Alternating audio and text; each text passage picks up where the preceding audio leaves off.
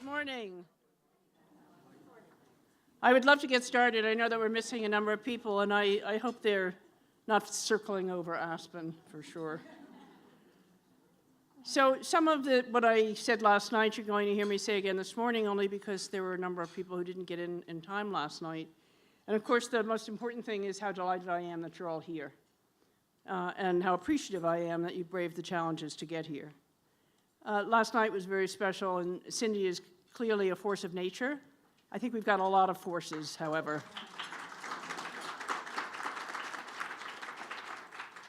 I think what she's done is and accomplished is absolutely incredible, and I know that you're going to hear more about that in the third panel this morning. Of course, I love entrepreneurial stories, so you shifted the landscape, Cindy, and congratulations to you.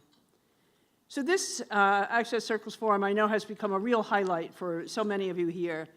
The friendships that we've made, the businesses that we've spawned, the relationships that have been built. I think a couple of marriages, too, so it's not a bad thing. So I know that it has been very transformational in our lives, and certainly we welcome many new guests from around the U.S. and certainly our scientists who are here with us today. When I was reviewing some of the materials from very early on, because I thought it would be a great idea to do that, what surprised me was how consistent we've been in our path to create this vibrant community of women who are intellectually curious, driven, generous of spirit, and who are change agents. Each one of you has really contributed to making significant change, whether it's in your business, your community, your families. You're all incredibly impressive, and I think when we bring that kind of energy together, this is where we have the opportunity to figure out, well, what next? Since we launched Access Circles, we've hosted over 300 gatherings, led 10 transformational journeys. Thank you. Many of you have traveled with me to far-off places like Bhutan, trekked up mountains that we did not belong on, Dale. Had the most extraordinary experiences, again, South Africa twice. We certainly hope to go back there. We have a very vibrant community there that continues to flourish. And we've brought over, most importantly, I think we've brought over 200 thought leaders here to share their wisdom, and other places, obviously, to share their wisdom with us. So these forums have offered you, we hope, the opportunity to shift your lives, to make new friends, to leave energized and refreshed, and to be transformed. But today we think is different, and this weekend we hope is different, because we've brought together preeminent thought leaders in medicine and well-being to understand how we can lead the healthiest lives possible, and help you understand, which we are not doing today, but we're very focused, obviously, on the interface of health and wealth. Most of you will live to be 100. Many of you don't know how much money you need to live to be 100. That is another area that we're very focused on. And in terms of wealth, we're also very interested in legacy. What will you do with that wealth? You'll inherit that wealth. I'm not going to give you all the data, you know it. And you have an opportunity to make a real difference. So now what I want to talk to you about is, you know that I'm just a passionate person. Whatever I kind of glom onto, I become pretty passionate about. And so most of you in this room I'm pretty passionate about. You've become my consiglieres, my good friends, my support people in so many different ways. I found myself focusing more and more on the data. So I started reaching out. This is how, when I met Hadeen only a year ago, although I've known her my entire life, here in Aspen last year, and then I ferreted out Carolyn up at Yale and drove up, very eager to meet her. And so I started building these relationships because I thought I needed to learn from the leaders in the field who could educate me. I needed to see how much women's health research had changed over the past 10 to 20 years. I'm going to tell you that there's still a huge gap. And I'm going to tell you that there's a huge gap because as a woman, I can't understand the data I'm looking at. You might be looking at it scientifically from a different perspective that I just don't get. So what exactly do I mean by that? So last summer, and I'm not going to do it again, I offered many data points, and I watched many of you who were here, I just kind of glaze over. Are you serious? Are you kidding? So instead of doing that again, we created the infograph, which is on your table. But the infograph, we thought, was an easier way for you to look at some of the data. Oh, there it is. Wonderful. And be able to get your heads around it. This is just a very small amount of data. So it represents a small sampling, I would say, of the inequities and the bias that exists in the prevention, diagnosis, and treatments for women. Now, Cindy talked last night about bias. I'm particularly fascinated by both conscious and unconscious bias. That's an area that we will get much more deeply into because I think in some ways it's at the root of a lot of the problems that we see here. I can't fix everything, though. So, although I'd like to try. Because I think many of us here are fixers. But the fact is, we're only going to have to focus on some topics or some areas that we feel we can fix. So we do feel that the lives of women, please keep correcting me, men and women will vastly improve through the research that is equally inclusive of women and men in clinical trials, and female and male animals in preliminary research. By conducting research in parity and reporting sex outcomes separately, we think health breakthroughs will be accelerated and health outcomes around the world will be improved.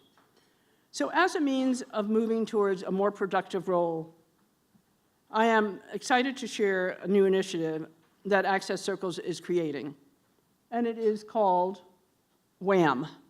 We love Women's Health Access Matters for a lot of reasons. Obviously, we want you to have access. That's back to Access Circles.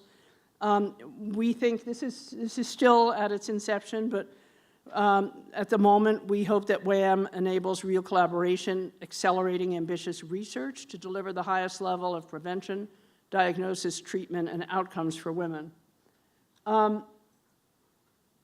This all really has taken place in the past 90 days, so we're not 100% buttoned up yet, so cut us a little slack. It's a good start, and I think it's catchy, and I think it can be a means by which we can create social media campaigns, gain a lot of interest from a lot of different kinds of people, and raise money. We will focus on generating greater awareness on women's health issues and implementing strategies which will improve the inequities and the bias in research, as well as accelerate scientific discovery in women's health. And we also look to accelerating and influencing the changes which need to take place in order to make this a priority, because right now, a lot of people don't even know the data. So the first thing is, how do we get the data out? Once we get the data out, what kind of response would you like? We're not looking for fury and anger. We're looking for something a little more positive.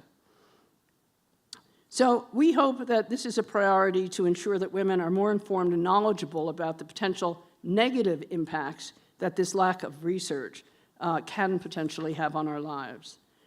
I want to engage, obviously, each and every one of you to take a stand for women's health because I know that it can have a profound impact on your lives. We've also committed to creating a collaborative. That is a separate step.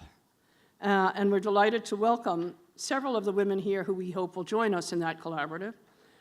We're hoping that we're able to build this collaborative and that these women will help us and assist us in selecting the most far-reaching opportunities, identifying and clarifying the issues and strategies, goals, and success measurements that we'll need to use in order to pull this all off.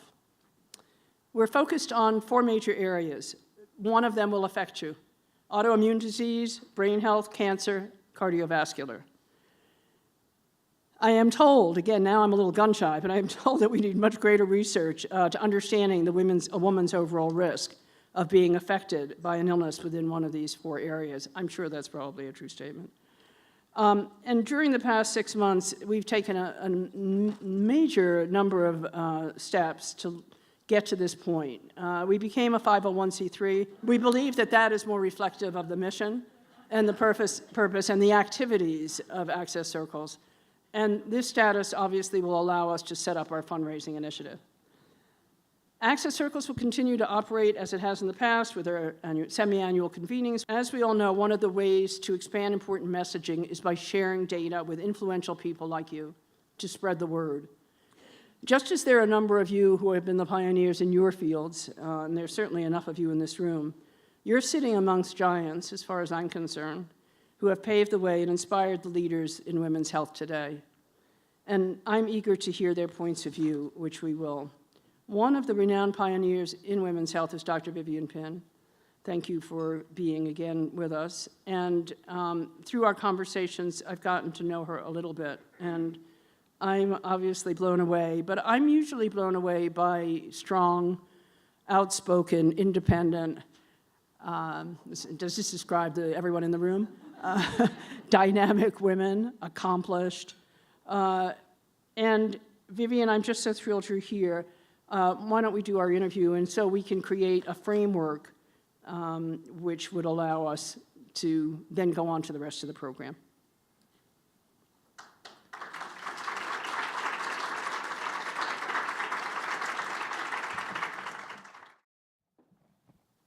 I'm okay, yes. Welcome. Thank you. Talk about a strong personality. She wouldn't take no, and here I am. And enjoying it, but... Well, yes, I suspect neither of us take no for an answer very easily. No, that's true. So, Payback for all of those of you that I would insist come help us out, so what can I say? well, every woman in this room very much appreciates that, because every woman in this room doesn't necessarily, myself included, really understand the magnitude of what happened in 1993. And before we get to that point, though, I think I would love everyone to know, I now know a little bit more about Vivian's life than you know. And it's a phenomenal story. She grew up in Halifax, Virginia. She decided that she wanted to be a pediatrician when she was a young girl. And I'm going to let you take it from there and just kind of go a little bit through the chronology. How did you, first of all, growing up in Halifax, Virginia, what made you think you wanted to be a pediatrician? Well, it's interesting. I just spoke to a pre-med program at the University of Virginia on Tuesday. I've been speaking to their pre-med program now for over 20 years, and I always mention I was born in Halifax, Virginia, and I show this picture of me with 4 generations, my great-grandmother, my grandmother, my mother, and I'm the bald-headed baby in the picture. And I say to them that, you know, just to show you, to inspire you, if that bald-headed baby from Halifax County, Virginia, could end up in a congressional appreciation for her services, anybody can do it. And 2 students in the room turned out to be from Halifax County, and they told me that they were so inspired because to find that someone could come from Halifax and do this, so you never know. But that's where I started, and actually grew up in Lynchburg and did want to be a physician. To jump ahead, I must say that I give my parents credit because I still went to segregated schools, and it was the segregated South then, and there were very few women in medicine at that time, as many of you know. And my parents never said to me that if I wanted to be a physician that I couldn't or I shouldn't think about that as a possibility, being a black woman or a girl.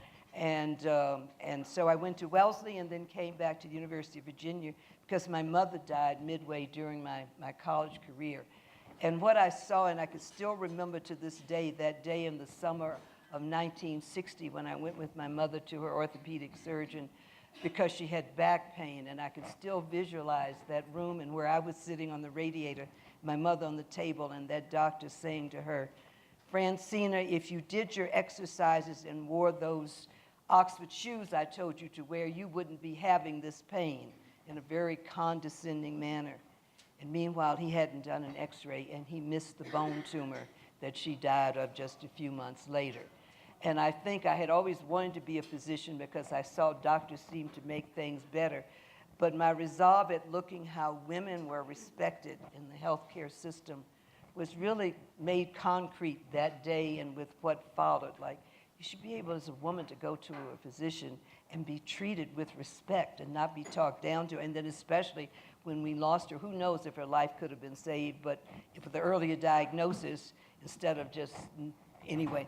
So I really made it part of my thing, in which I carried through all my years, which was over 50 years in medicine, of pointing out to our healthcare students, whether they're physicians, nurses, or whatever, to listen to our patients. They often know more about what's going on with their bodies. And to me, that's very important in terms of women's health, because so often what we heard about was when women went, their complaints were thought to be in their heads or related to their romantic relationships and not taken seriously. And those were some of the biases that we had to overcome. But I did go to UVA to medical school because I wanted to get back home to be close to my father, where I found I was the only woman and the only person of color in my medical school class. But that was in 1963. And I finished in 67. But it's nice because UVA those were rough years. But I then eventually went back to work with the school, and it's been nice because they now have dedicated the medical research building is now Penn Hall, so things can happen, which is kind of good. So just back up for a moment. There's two stories that I want you to tell. One is when you were sitting in the back of the room, and you were obviously African American and a woman, and the class, of course, is all men. When I went to college at Wellesley, so I had been with all women, and I get to UVA for my first day of medical school, and I don't know anybody, and I go in and I sit in the back of the auditorium, and I'm wondering where the other folks are because I see only guys, and then the dean calls the roll, and I realize everybody's there, and it's going to be just me and my all-white male classmates, and I'm like, what am I going to do? And as we were coming up to coffee break, that mid-morning coffee break, the dean said, all right, at the break, I want you all to get into groups of 4 for your anatomy lab groups. Now, anatomy is going to be one of the most important things of a freshman year, whether or not you're going to survive in medical school. And I'm thinking, I don't know any of these guys. They've got fraternity brothers. They've gone to school together. I don't know any of these people. Nobody's going to want me, the different person, as their lab partner. And I'm thinking in the back of the room, this is probably the most discouraging day. I've fought to get here, probably the most discouraging day. And I walked down from the back thinking, and I'm not going to walk in the room with all those guys by myself for coffee. I should maybe just go on out and get in my car and drive home. And as I came down from the back of the hall, these 2 guys at the foot of the steps said, Vivian, and people are so particular. How did they know your name, Vivian? I don't know how they knew my name, but I'm remembering from back the fall of 1963. But they got to me and said, hey, would you like to be our lab partner?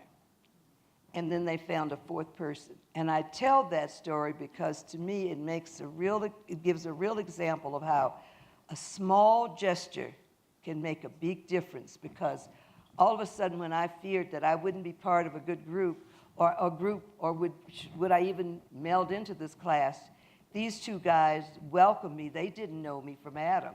And they welcomed me in, and it turns out that they were 2 of the smartest guys in the class. We had a fantastic lab group, and we got along great. And actually, Kenny Greer, I've asked him, could I give permission to use his name, because many people for interviews didn't want to give his name without asking. He went on to become chair of dermatology at UVA, but what was great was that we've remained friends over the years. Rick Moore ended up dying sometime, but he doesn't mind. He gets embarrassed, I think, and he just says, oh, well, I went to school with all men. I just wanted to have a woman in my group or whatever. But it didn't matter. The point was that small gesture made a difference, and so I was successful. So I would say to all of you, as part of when you're out in groups, sometimes that small gesture can make a big difference in someone's lives. I mean, here I am talking about it over 50-some years later. Well, that's why I'm asking you. There's one other quick story that I want you to tell. I don't know. She really knew all my history. I thought we were talking about women's health, but I will get. But instead of this women's health, I don't like to be so personal. I think getting to know Vivian a little bit is worthwhile, right? Oh, gosh. I mean, I've been the beneficiary now for several months, but one other story, and then we'll get on to women's health research, I promise, and NIH and all these good things. You were walking up the stairs, I believe, with a fellow in your class. No, with someone who, I'm not exactly sure, who said, you will never be chairman of a department. Chairman, because you are a woman. Yes. Because I took a semester out to take care of my mother during my college years, I had a semester to make up to finish college. I didn't want to go to med school without completing my degree. So they let me march with my class at Wellesley that spring, and then I got a job, and the first job interview was with a transplant surgeon at Mass General, and knowing I was planning to go to medical school anyway, took me on as his research assistant, which obviously changed my whole life. That got me into research, got into pathology. In fact, my father said when I went to pathology, I can't believe you're going to pathology. You're scared of cemeteries and funeral homes, and yet you're going to pathology.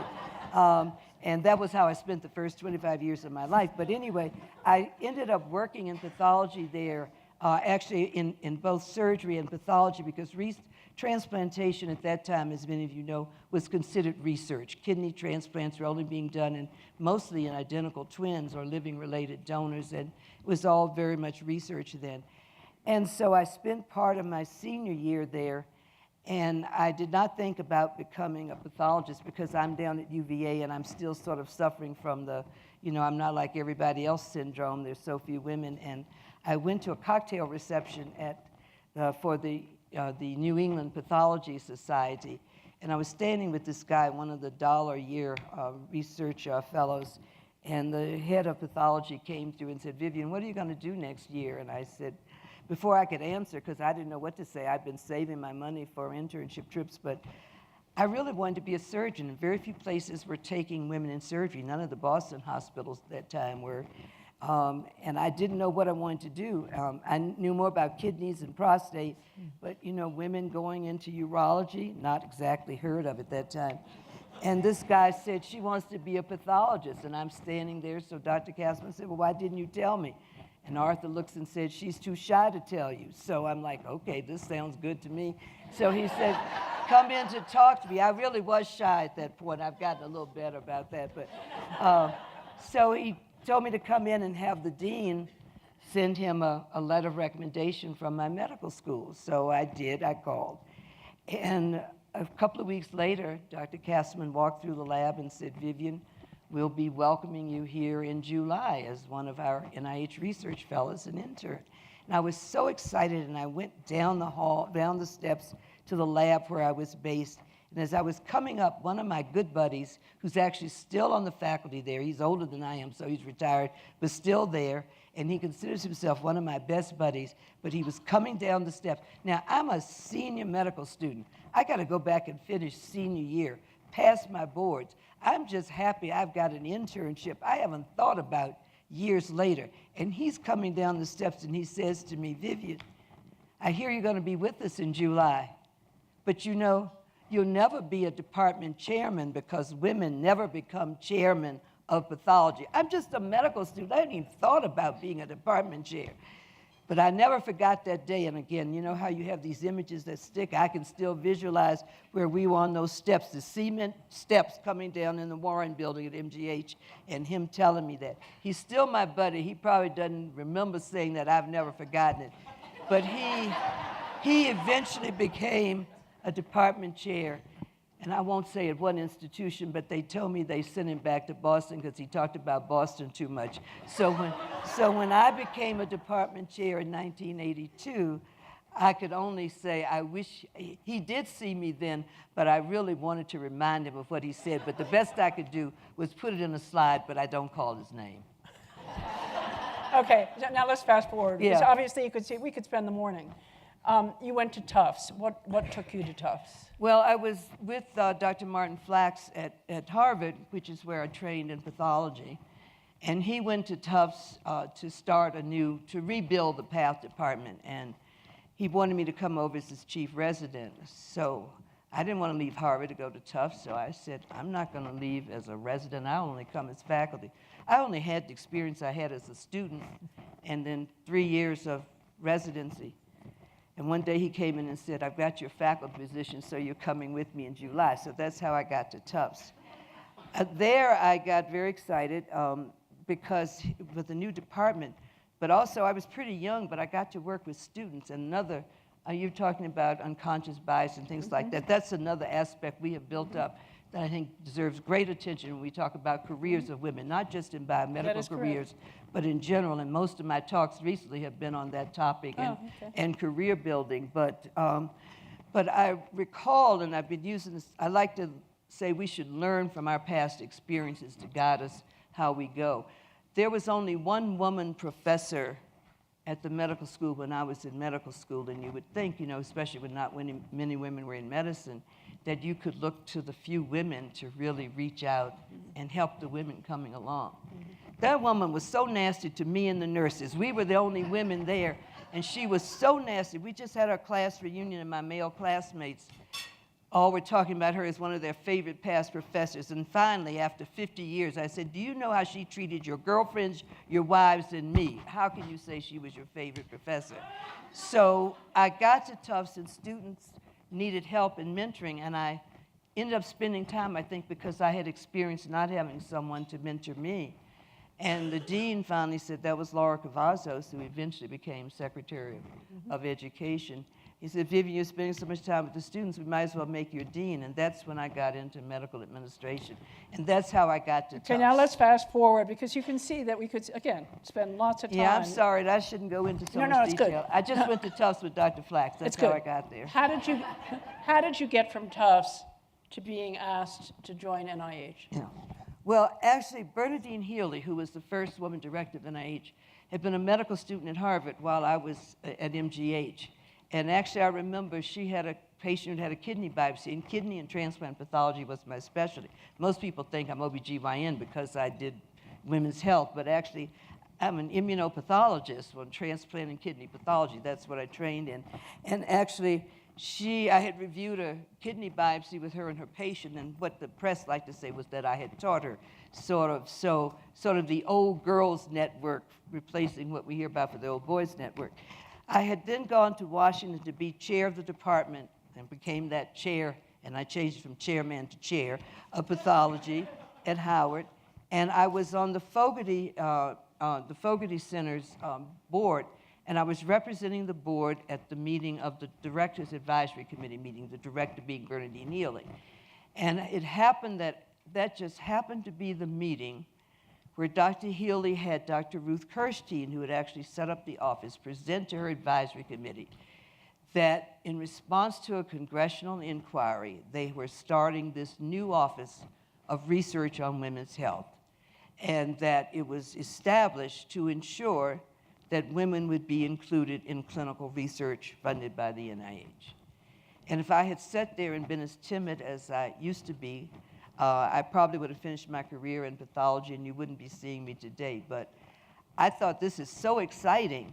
I put my hand up and I said, you know, you really got to focus on all populations of women, and you can't just put women in clinical trials. You've got to really determine what are some of the priorities, and you've got to look at careers of women. You can't just study women. You got to have women in careers dealing with this.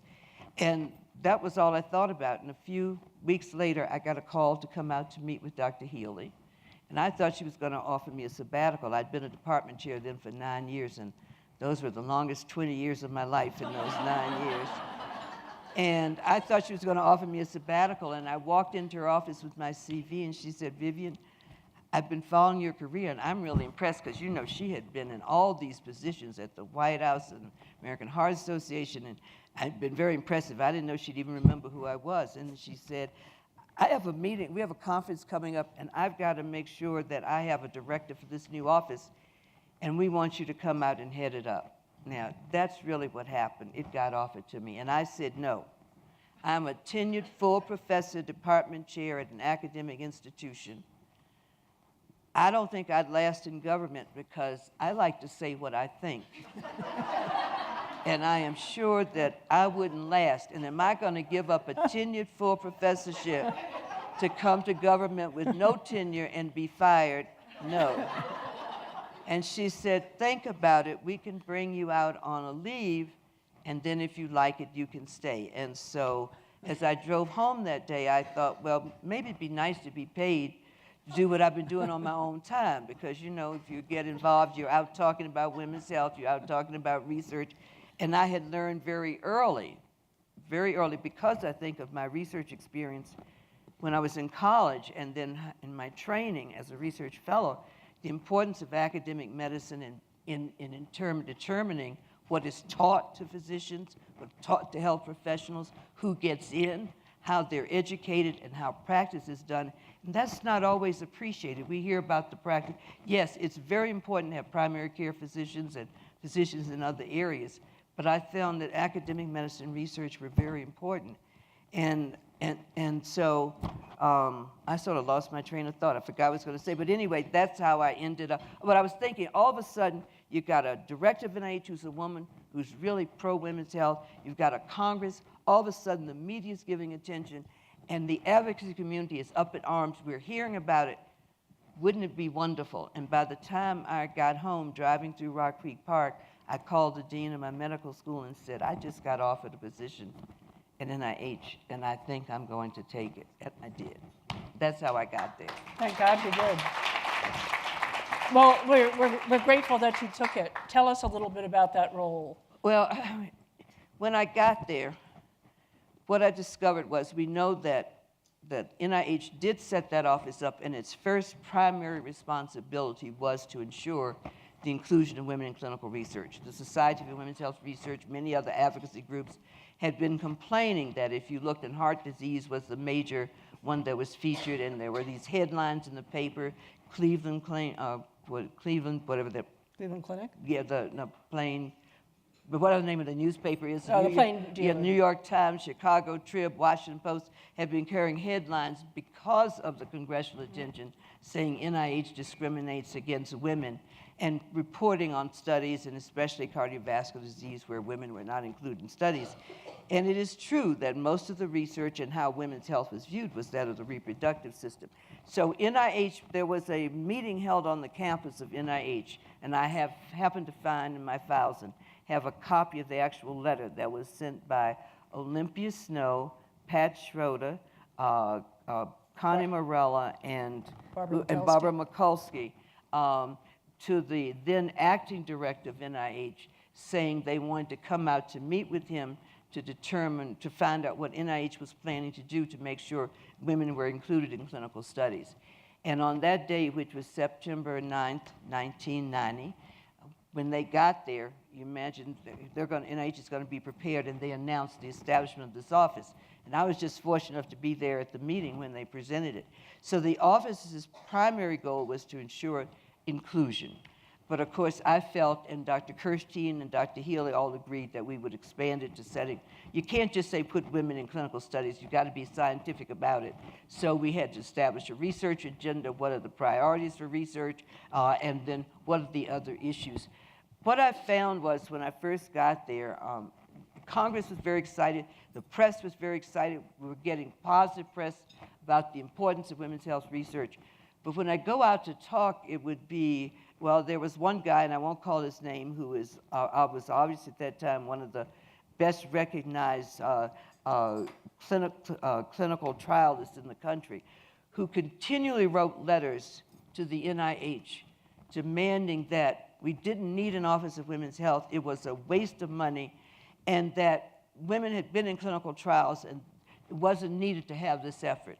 And so I would respond back. Obviously, my job is women's health research, so when the letter would come to the director, it would come to me to respond.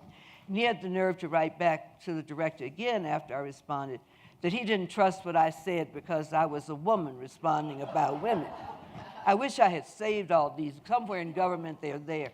So then I wrote back and responded, well, what I'm giving you for data is coming from the institute directors, and last I knew, every institute director at NIH, with the exception of one, is a man. So what you are protesting is data that is coming from men in their positions across the NIH. Fortunately, that's changed now. You've got many more women as head of institutes. So I had to, make sure that what we were doing was viewed, and most of the criticism of our office was, this is just to be politically correct. So the major focus I had to get in place was to preserve our office, was to ensure that everything we did was based on science-driven initiatives, and that we didn't just say put women or minorities in clinical trials, that we had to justify putting them in, that it was deserved because women and others shared the conditions that were under study, and there were some examples to show there might be differences, and we needed to decide that. We got lots of letters, and we got lots of people coming in saying, we don't have women, and we can't do this. And I'm like, you know, Dr. Healy was strongly supportive, and we were, but people didn't want to do it, and we didn't have a strong enough mechanism to really enforce it. We were trying. When in 1993, Congress said, we don't trust NIH because NIH had said early, actually with a report in the early 80s, that they were going to put more women in clinical studies and it hadn't happened. So that was why in 1993, the Congress passed the NIH, in the NIH Revitalization Act, which is the reauthorization bill for NIH, they included a section on clinical trials in which they made a matter of public law what had been before that just an NIH policy, requiring that women and minorities be included in studies funded by the NIH, because remember, this was an NIH reauthorization bill. But then that helped because when people would say, we don't want to put women in studies, and of course, at that point, they bring me in, and here's how I'm surprised I lasted those years. I said, fine, then you don't want NIH funding, so you can go get your funding somewhere else. Because if you want NIH funding, you've got to meet these guidelines and these policies. And we were able to set up reviews so that when grants came in. Now, I know some of you will give me examples, and I've heard examples. Sitting in my office, I couldn't control every study section, but at least we began to have reviews and policies in place. You have no idea how much effort and time it took just to get that bit in place, because we also, to make sure it was working, had to set up ways to monitor, to count the numbers coming in. Were they foreign or domestic participants in studies? How did it break down?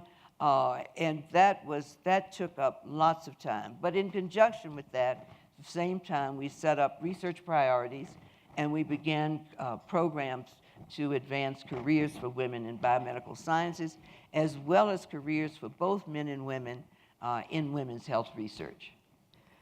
But a mixed group of who can have influence in many domains in this country and understand international community, so that we don't lose the progress we've made, we don't fail to recognize the importance of what we've done, but that we can also move forward women's health research, recognizing the new technologies, the new theories, the new diseases, the new conditions, the new thoughts, and the new role for women in our communities and in our world. I could spend the morning, and I am so grateful for everything that you have done. I'm so grateful that you acquiesced and were able to get here. I had 3 alternate flights set up for Vivian. I was intent on having her here. And you have really laid the groundwork for all of this to happen. We're eternally grateful. Thank you. Thank you. Flattering my ego, but thank you. Thank you so much. You're so welcome.